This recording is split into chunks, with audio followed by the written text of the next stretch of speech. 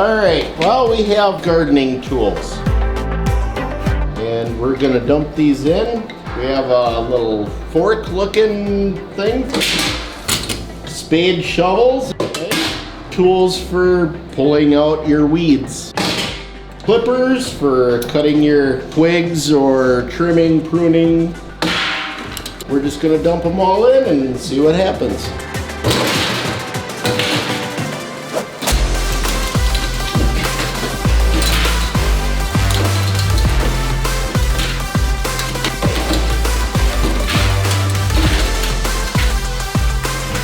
So this model here is a TR7 and it has over 800 hours on it. It was already used when we did our hockey puck test, but we're gonna start it all over again at 0.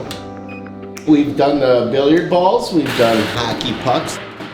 These are longer, they're going to hit the agitator more. You're gonna break a lot of the garden tools. Oh, the machine will be just fine. There's not going to be any problems in the machine. All right.